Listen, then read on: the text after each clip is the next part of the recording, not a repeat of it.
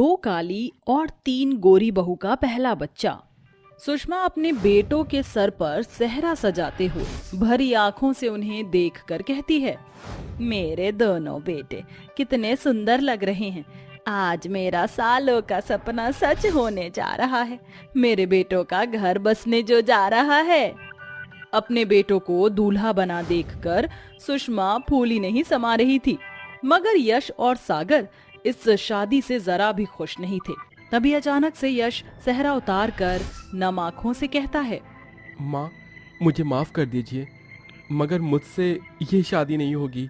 मैं मेरी जिंदगी में अर्पिता की जगह और किसी को नहीं दे सकता। हाँ माँ, मैं भी मेघा के अलावा किसी के बारे में नहीं सोच सकता। दिमाग खराब हो गया है तुम दोनों का। बारात दरवाजे पर खड़ी है। मत भूलो आज तुम दोनों भाइयों की शादी है। कहाँ जा रहे हो तुम दोनों? हमें जाने दीजिए माँ। इतने में आलोकनाथ कमरे में आते हैं। अजी सुना आपने, समझाइए इन्हें कुछ। ये ऐसे कैसे जा सकते हैं? आज इनकी शादी है। इन्हें जाने दीजिए।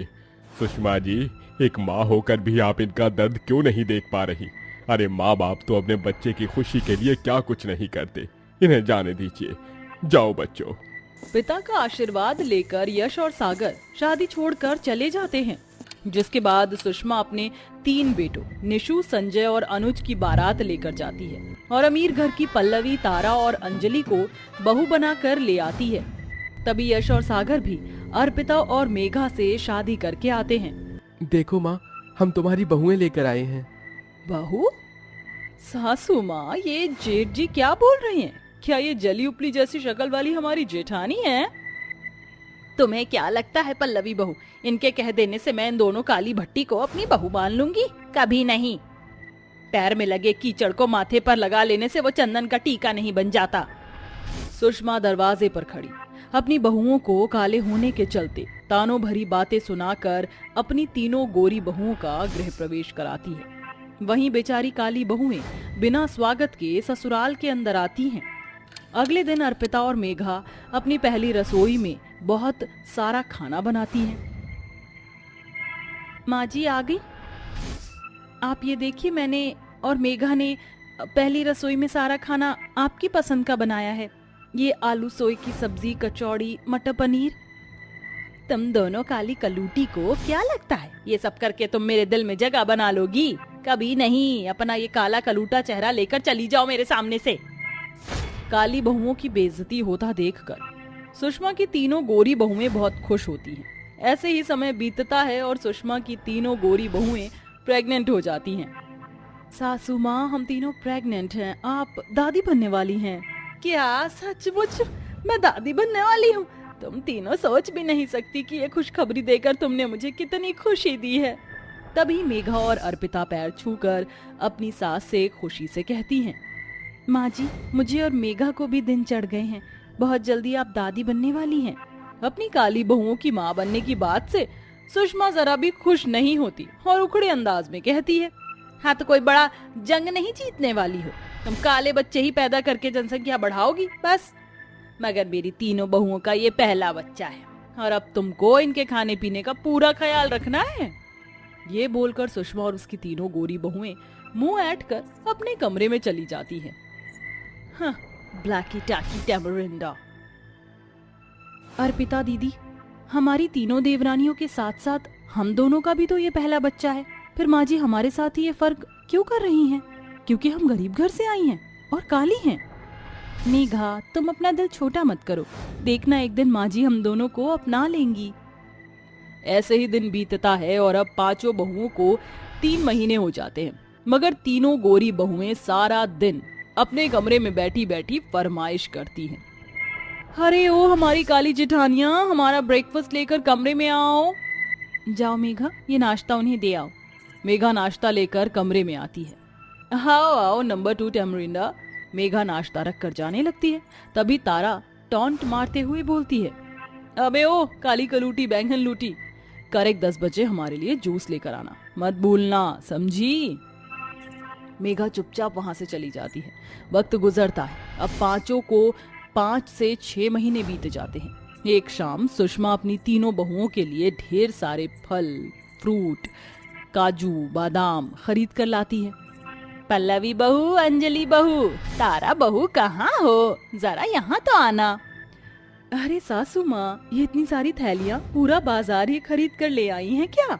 मेरा बस चले तो मैं अपनी तीनों बहुओं के लिए पूरा बाजार भी खरीद लूं। इनमें तुम तीनों के खाने पीने के लिए फल फ्रूट हैं और काजू बादाम और मेवे मखाने हैं, और ये केसर है, इसे दूध में डालकर पीना ताकि तुम्हारे बच्चे गोरे सुंदर पैदा हो।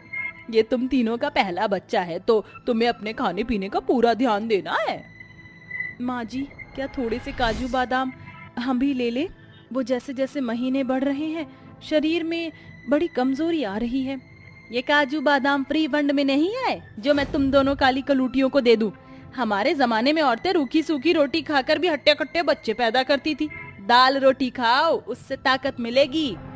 सुषमा की इन बातों में उसका फर्क साफ झलक रहा था। हालांकि उसकी 3 गोरी बहुओं की तरह अर्पिता और मेघा का भी ये पहला बच्चा था, मगर उन्हें रूखे सूखे के सिवा खाने पीने का कोई इंतजाम नहीं मिलता। साथ ही वो बेचारी बहुएं सारा दिन सुबह से रात तक एक पैर पर नाचती रहती हैं। माँ जी, चाय। तुम दोनों को कितनी बार कहा है ना दूध में तेज पत्ती डाला करो। मेरी तीनों बहुओं का ये पहला बच्चा है, उन्हें ताकत की जरूरत है। लग रहा है चाय में अपना काला रंग घोल दिया हो। हाँ। माफ कर दीजिए माँ जी, मैं आगे से ध्यान रखूंगी। माँ जी, आज शाम के खाने में क्या बनाना है बता दीजिए। सुषमा मेघा को चिढ़ाते हुए तीनों गोरी प्रेग्नेंट बहुओं से पूछती है। बताओ मेरी प्यारी गोरी बहुओं, तुम्हें क्या खाने का मन है? सासू माँ, मुझे कोफ्ते और रोटी खाना है और मुझे कढ़ी चावल खाना है। मम्मी जी, मुझे तो अंडा कढ़ी और पुलाव खाने हैं। अंडे का नाम सुनते ही मेघा का जी मिचलाने लगता है। माँ जी, ऐसी हालत में मुझसे और अर्पिता दीदी से अंडा कढ़ी नहीं बनेगा, उससे दुर्गंध आती है। सुना आपने सासू माँ, ये मेरा पहला बच्चा है और मुझे मेरे मनपसंद का खाना भी नहीं मिल सकता। ये कहते कहते तारा झूठ मूठ के रोने लगती है, जिस पर सुषमा भड़क कर कहती है, कान खोल कर सुन मेरी काली बहू, मेरी तारा बहू को अंडा कढ़ी खाने का मन है तो तू बनाएगी, समझी? सुषमा जबरदस्ती दोनों पर अपनी जिद थोप देती है। अंडा कढ़ी बनाते हुए अर्पिता मेघा को बहुत उल्टियां होती हैं और दोनों की तबीयत बिगड़ जाती है, मगर सुषमा को उसे रत्ती भर भी फर्क नहीं पड़ता। समय बीतता है। अब सुषमा की सभी बहुओं को 7 से 8 महीने हो जाते हैं। तभी एक दिन सुषमा के शरीर पर बहुत सारे दाने निकल आते हैं। डॉक्टर की जांच के बाद ये पता चलता है, देखिए, आपके सास के शरीर में एलर्जी हो गई है और आप पांचों ही प्रेग्नेंट हैं, इसलिए इनसे दूर रहिए और इनकी देखरेख के लिए एक नर्स रख लीजिए। ठीक है डॉक्टर साहब, शुक्रिया। नहीं बाबूजी, 5-5 बहुओं के रहते नर्स के सहारे हम सासू माँ को नहीं छोड़ेंगे। अरे चेहरे के साथ साथ तुम दोनों के दिमाग पर भी कालिक जम गई है क्या? सुना नहीं, डॉक्टर ने माँ जी से दूर रहने को कहा है। हम तीनों का ये पहला बच्चा है जिसके लिए हम पिछले 9 महीने से इंतजार कर रही हैं। हम अपने बच्चे को खतरे में नहीं डालना चाहते हैं। ये कहकर सुषमा की तीनों बहुएं वहां से चली जाती हैं, मगर अर्पिता और मेघा अपनी सास की सेवा बाड़ी करती हैं। अर्पिता बहू, मेघा बहू, दूर रहो मुझसे, वरना तुम्हारे बच्चों को कुछ हो ना जाए। हमारे बच्चों को कुछ नहीं होगा माँ जी, उनकी सुरक्षा भगवान के हाथों में है। हमसे हमारी सास की सेवा का मौका मत छीनिए माँ जी। अर्पिता और मेघा दिन रात अपनी सास की सेवा बाड़ी में लगी रहती। वहीं सुषमा की तीनों बहुएं कई दिनों तक अपने कमरे से बाहर भी नहीं निकलती। कुछ दिनों बाद सुषमा ठीक हो जाती है, तभी उसकी तीनों बहुएं परेशान होने का ढोंग करती हैं। मगर अब सुषमा की आंखें खुल चुकी थी। भगवान का शुक्र है सासू माँ, जो आप ठीक हो गई। हाँ सासू माँ, हम तीनों तो बस आपके ठीक होने की ही प्रार्थना कर रही थी। बंद करो तुम तीनों ये नाटक। अर्पिता बहू, मेघा बहू, तुम दोनों मुझे माफ कर दो। मैं हमेशा रंग रूप के चलते तुम्हारे साथ फर्क करती रही, मगर तुमने अपनी और अपने बच्चे की जिंदगी जोखिम में डालकर भी मेरी सेवा की। कहो तुम्हें मुझसे क्या चाहिए? अर्पिता और मेघा भराई आंखों से सुषमा से कहती हैं, माँ जी, बस जब हमारा बच्चा इस दुनिया में आए तो आप अपना प्यार भरा हाथ उनके सर पर रखकर उन्हें अपने आशीर्वाद देना, हमें और कुछ नहीं चाहिए। अर्पिता की ये बात उसकी गोरी देवरानियों की आंखों को नम कर देती है और अब सुषमा बिना किसी फर्क के बड़े ही धूमधाम से अपनी पांचों बहुओं के आने वाले पहले बच्चे की गोद भराई करती है। तो तू फिर हार गया। अब तो तेरे पास दांव पर लगाने के लिए कुछ भी नहीं है। मेरा घर है ना, मैं उसे दांव पर लगाता हूँ। अभिनव अपने घर को दांव पर लगा देता है, लेकिन अभिनव की किस्मत इस बार भी उसका साथ नहीं देती और अभिनव अपना घर दांव में हार जाता है। अब मैं क्या करूं? मेरा परिवार तो बेघर हो जाएगा।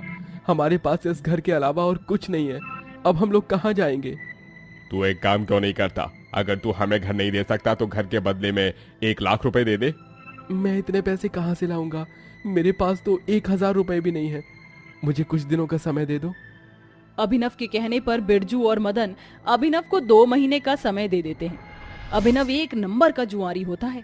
अभिनव की पत्नी अर्चना एक दर्जी होती है जो गांव के लोगों के कपड़े सिलकर अपने घर का खर्च चलाती है और अपनी 5 नंद का ख्याल रखती है। अर्चना रंग रूप से काली होती है, लेकिन काला रंग होने के बावजूद भी अर्चना दिल की बहुत साफ होती है। अर्चना, ये लो मेरी बेटी की शादी का कार्ड। तुम्हें और तुम्हारी 5 नंदों को मेरी बेटी की शादी में जरूर आना है। जी हम जरूर आएंगे। और ये लीजिए आपकी बेटी के कपड़े, मैंने ये सारे कपड़े सिल दिए हैं।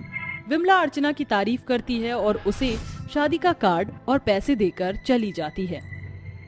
एक काम करती हूँ, इन पैसों से मैं शादी में जाने के लिए अपनी 5 नंदों के लिए कपड़े खरीद लेती हूँ। उनके पास शादी में जाने के लायक कोई कपड़े ही नहीं है। लेकिन ये 5 हैं कहाँ? सुबह से कहीं दिखाई नहीं दे रही हैं। लगता है ये 5 वहीं होंगी जहाँ मैं सोच रही हूँ। इतना कहकर अर्चना अपने घर के बाहर अपने आंगन में जाती है जहाँ उसकी 5 नंदे बैठी होती हैं। अर्चना की 5 नंदों को फूलों का बहुत शौक होता है, इसलिए उन्होंने अपने पूरे आंगन में हर जगह फूलों को उगा रखा था। अरे देखो, ये गुलाब का फूल कितना ज्यादा सुंदर लग रहा है। इन फूलों की खुशबू कितनी अच्छी है। ऐसा लग रहा है कि बस यहीं पर बैठी रहूं और इनकी खुशबू सूंघूं। इनकी जितनी अच्छी खुशबू तो और किसी चीज में आ ही नहीं सकती। दीप्ति, ज्योति, पूजा, मनीषा और निशा, तुम 5 को क्या पूरा दिन यहीं बैठना है? भाभी, आप जानती हो ना, ये फूल हमें कितने ज्यादा पसंद हैं। यहाँ से तो हमारा उठने का मन ही नहीं करता है। वो तो ठीक है, लेकिन अभी हम सबको बाजार जाना है। विमला काकी आई थी अपनी बेटी का शादी का कार्ड देने के लिए। अगले हफ्ते उनकी बेटी की शादी है, तो उसी के लिए मैं तुम सबके लिए कपड़े लेना चाहती हूँ। चलो अब जल्दी से तैयार हो जाओ, फिर हम सभी लोग बाजार चलते हैं। अर्चना की बात सुनकर अर्चना की 5 नंदे उठती हैं और जाकर तैयार हो जाती हैं। थोड़ी देर में भाभी और नंदे बाजार चली जाती हैं और कपड़े खरीदने लगती हैं कि तभी अर्चना की मुलाकात उसकी पड़ोसन कोमल से होती है। अरे अर्चना, तुम यहाँ, वो भी अपनी 5 नंदों के साथ? अरे वो विमला काकी की बेटी की शादी है तो उसी के लिए ही कपड़े खरीदने के लिए आए हैं। अच्छा, मुझे लगा कि कहीं तुम्हारी नंदों की सगाई होगी, इसीलिए तुम कपड़े खरीद रही हो। वैसे अर्चना, तुम्हारी 5 नंदों की अब शादी की उम्र हो गई है। कब तक इन्हें घर पर बिठा कर रखोगी? कहीं अच्छा लड़का नहीं मिल रहा था क्या? या कहीं ऐसा तो नहीं तुम्हारी नंदों में ही कोई खोट हो जो तुमने इतनी उम्र में भी अपनी 5 नंदों को घर पर बिठा रखा है? कोमल, ये कैसी बातें कर रही हो तुम? भूलो मत, ये मेरी नंद है और मैं अपनी नंदों के खिलाफ कुछ नहीं सुन सकती हूँ, समझी? मुझे मेरी नंदों के लिए अभी कोई अच्छा लड़का नहीं मिल रहा है। जब मिलेगा तो शादी का कार्ड सबसे पहले मैं तुम्हें ही देने आऊंगी, ठीक है? अर्चना की बात सुन कोमल का मुंह बन जाता है और वो वहां से चली जाती, जिसके बाद अर्चना भी अपने घर आ जाती है। अर्चना ये जानती थी कि कहीं ना कहीं कोमल की बात सही है। अर्चना ये समझ चुकी थी कि उसका पति अभिनव तो अपनी बहनों की शादी करवाने से रहा, इसलिए अब अर्चना ही अपनी 5 नंदों के लिए रिश्ता देखना शुरू करती है और अगले दिन होते ही मंदिर जाकर पंडित जी से इस बारे में बात करती है। कुछ ही दिनों में पंडित जी बहुत अच्छा रिश्ता लेकर आते हैं। पंडित जी ने आपकी 5 नंदों की बहुत तारीफ की है और हमें भी आपकी 5 नंदे बहुत पसंद हैं, इसलिए हम अपने 5 बेटों का रिश्ता आपकी 5 नंदों के साथ करना चाहती हैं और हमें कोई दहेज भी नहीं चाहिए। नीलम की बात सुन अर्चना बहुत खुश होती है और अर्चना भी इस रिश्ते के लिए हाँ कर देती है, जिसके बाद अब कुछ दिनों में अर्चना की 5 नंद की शादी की तैयारी शुरू हो जाती है। अर्चना ने जो अपने दर्जी के काम से पैसे कमाए थे, वो उन सारे पैसों को अपनी 5 नंदों की शादी में लगा देती है और उनकी शादी में कोई कसर नहीं छोड़ती। अर्चना अपनी 5 नंदों की हल्दी, मेहंदी, संगीत खूब अच्छे से करती है। शादी के दिन अब सिर्फ 2 दिन रह जाते हैं। घर में चारों तरफ खुशियों का माहौल होता है कि तभी बिरजू और मदन आ जाते हैं और अभिनव से पैसे मांगने लगते हैं। क्योंकि तुम्हारे पति ने ये घर जुए में हार गए हैं, अब तुम्हारा समय पूरा हो चुका है, अब हमारे पैसे दे दो वरना ये घर खाली कर दो। ये क्या कह रहे हैं आप? मेरी नंदू की शादी होने वाली है 2 दिनों में। अगर हम लोगों ने ये घर खाली कर दिया तो हम लोग कहाँ जाएंगे? प्लीज हमें थोड़ा समय और दे दीजिए। जो समय देना था हमने दे दिया, अब हमें पैसे चाहिए वरना ये घर खाली कर दो। बिरजू और मदन की बात सुनकर अर्चना काफी डर जाती है और उसे कुछ समझ नहीं आ रहा होता कि तभी अर्चना अंदर जाती है और अपने अलमारी से 1 लाख रुपए निकालकर बिरजू और मदन को दे देती है। जिसके बाद बिरजू और मदन वहां से चले जाते हैं और अर्चना अपने फूलों के आंगन में चली जाती है। वहां बैठकर वो रोने लगती है। भगवान, ये 1 लाख रुपए मैंने अपनी नंदू की शादी की जोड़े के लिए रख रखे थे, लेकिन अब इनकी शादी के लहंगे कहाँ से लाऊंगी? शादी को सिर्फ 2 ही दिन रह गए, मैं इतने पैसों का इंतजाम कहाँ से करूंगी? हे भगवान, कुछ तो चमत्कार दिखा।